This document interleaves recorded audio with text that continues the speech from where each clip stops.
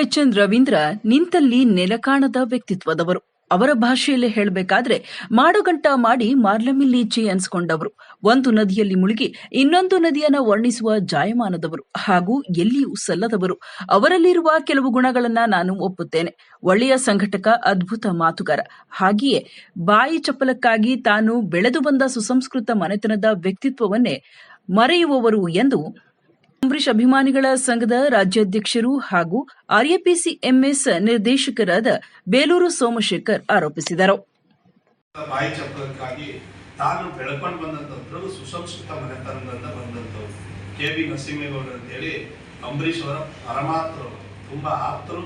SM. Krishna ಅವ್ರ ಜೊತೆ ಒಡನಾಟ ಇಟ್ಕೊಂಡಿದ್ದವರು, ಅಂಬರೀಶ್ ಅವ್ರ ಜೊತೆ ಒಡನಾಟ ಇಟ್ಕೊಂಡಿದ್ರು. ಅಂತವರ ಮಗನಾಗಿ ಅಂತ ಒಳ್ಳೆಯ ಮನೆತನದಿಂದ ಬಂದು, ಅದರಲ್ಲೂ ವಿದ್ಯಾವಂತ ಅನ್ನೋದಕ್ಕಿಂತ ವೃತ್ತಿಯಲ್ಲಿ ವೈದ್ಯರಾಗಿ ಡಾಕ್ಟರ್ ಆಗಿ ಆ ಥರದ ಪದ ಬಳಕೆಯ ಚೀಪ್ ಪದ ಬಳಕೆಯನ್ನ ಏನು ಬಳಕೆ ಮಾಡಿದ್ದಾರೆ, ಅದು ತುಂಬಾ ಆಕ್ರೋಶದಿಂದ ನಾನು ಖಂಡಿಸ್ತೇನೆ.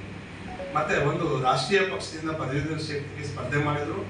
ಅವರು ತನ್ನ ಪಕ್ಷದ ಧೋರಣೆಯನ್ನ ಖಂಡಿಸುವ ಬರದಲ್ಲಿ ತನ್ನದೇ ಅಣ್ಣ, ಅವರ ಭಾಷೆಯಲ್ಲಿ ಹೇಳ್ತೀನಿ, ನನ್ನ ಅಣ್ಣ ಅಂಬರೀಶ್ ಅಂತ ಅವ್ರು ಹೇಳ್ತಾರೆ.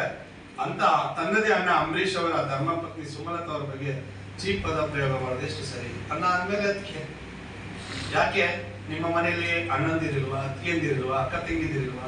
ನಮಗೂ ನಿಮ್ಗಿಂತಲೂ ಹೆಚ್ಚು ಕೆಟ್ಟದಾಗಿ ಮಾತನಾಡ್ಲಿಕ್ಕೆ ಬರುತ್ತೆ. ಅಂದ್ರೆ ನಾವ್ ಯಾಕೆ ಮಾತಾಡಲ್ಲ ಅಂದ್ರೆ, ನಿಮ್ಮ ಮನೆಯಲ್ಲಿರುವ ಹೆಣ್ಣು ಮಕ್ಕಳನ್ನ ನಮ್ಮ ಸ್ವಂತ ಅಕ್ಕ ತಂಗಿ ಅಣ್ಣ, ನಮ್ಮ ಬಂಧು ಬಳಗ ಅಂತ ತಿಳ್ಕೊಂಡಿರ್ತಕ್ಕಂಥವ್ರು ನಮ್ಮ ಅಂಬರೀಶ್ ಅವರು ನಮ್ಗೆ ಆ ತರದ ಮಾರ್ಗದರ್ಶನ ಮಾಡಿದ್ದಾರೆ. ಯಾವುದೇ ಮನೆಯ ಹೆಣ್ಣು ಮಕ್ಕಳನ್ನ ನಾವು ಹಗುರವಾಗಿ ಕಾಣೋದು ಅಷ್ಟು ಸರಿಯಲ್ಲ. ಕಳೆದ ಸ್ವಾಭಿಮಾನಿ ಚುನಾವಣೆಯಲ್ಲಿ ಮಾತನಾಡುವಾಗ ಹಲವು ನಾಯಕರು ಸುಮಲತಾ ಅವರ ಬಗ್ಗೆ ಮಾತನಾಡೋದು. ಲಾಸ್ಟ್ ಟೈಮ್ ಚುನಾವಣೆ ಅದೇ ದಿನ ಅದೇ ಸಂದರ್ಭದಲ್ಲಿ ಇದೇ ನಮ್ಮ ರವೀಂದ್ರ ಅವರು ನನ್ನ ಅಣ್ಣ, ನನ್ನ ಅಂಬಿ, ನನ್ನ ಜಿಲ್ಲೆ ಸ್ವಾಭಿಮಾನಿ ಸೊಸೆ, ನನ್ನ ತಮ್ಮ ಅಭಿಷೇಕ್, ಈ ತರದೆಲ್ಲ ಅನ್ಕೊಂಡೇನೆ ಒಳ್ಳೆಯ ಇದು ಪ್ರಚಾರದಲ್ಲಿ ತೊಡಗಿದ್ದು ಕೂಡ ನಾವು ನೋಡಿದ್ದೇವೆ.